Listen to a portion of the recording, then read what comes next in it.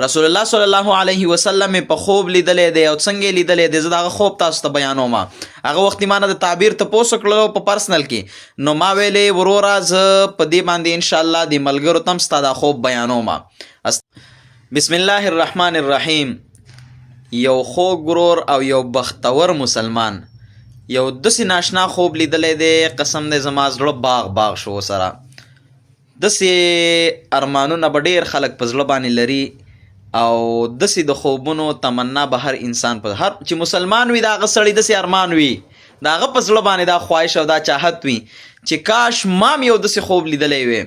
داسې خوب یې لیدلی، ما مخکې یو ویډیو هم د دې دپاره جوړه کړې وه چې زه داسې په هغې کې مې داسې وظیفه ورکړې وه چې ملګري د رسول الله صلی الله علیه وسلم د دیدار نه مشرف شي.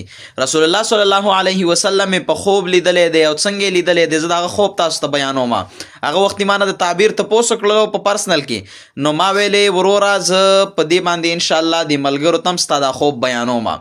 ستا دا ملګري دي په خبرومه د رسول الله صلی الله علیه وسلم دیدار ورته الله تعالی په خوب کې نصیب کړی دی او ما ته واورولو. ماشاءالله دومره خوشحاله شوم، خو دا ملګری لږ پریشان هم دی ځکه دا خوب ډېر عجیبه دی.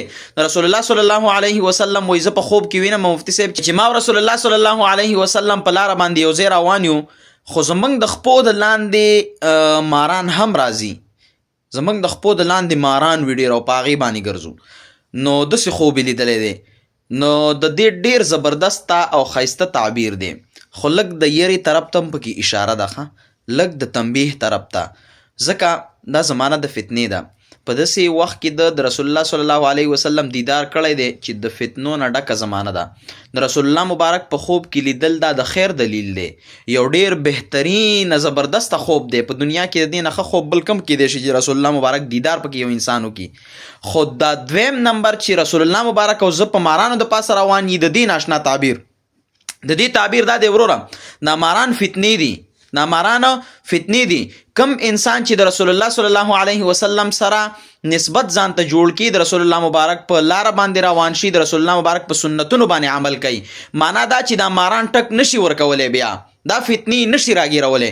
خو که چېرته د رسول الله مبارک د خوا نه لرې کېږي، نو دغه ماران به چیچي، دا ماران به د ټک ورکوي، د ته به نقصان ورکوي، دی به خرابوي.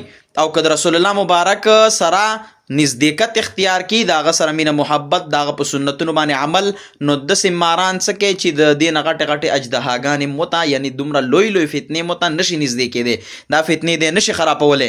د رسول الله صلی الله علیه وسلم د دیدار دپاره یو پیره بیا وظیفه در کوم. مسلمانانو په زړه کې دقسې ارمان ولرئ، د رسول الله مبارک سره مینه پیدا کوئ او په شوق باندې ووایئ دا وظیفه، انشاءالله تاسو ته به خدای پاک دیدار در نصیب کړي. که ما ته خدای پاک موقع میلاو کړه، انشاءالله زه به تاسو ته یو خپل خوب بیانوم چې ما رسول الله صلی الله علیه وسلم په خوب څنګه لیدلی دی، انشاءالله بیانوم به. خو که چېرته موقع راته میلاو شوله انشاءالله، نو د هغې راز به زه تاسو ته یو پیره وضاحت کوم انشاءالله.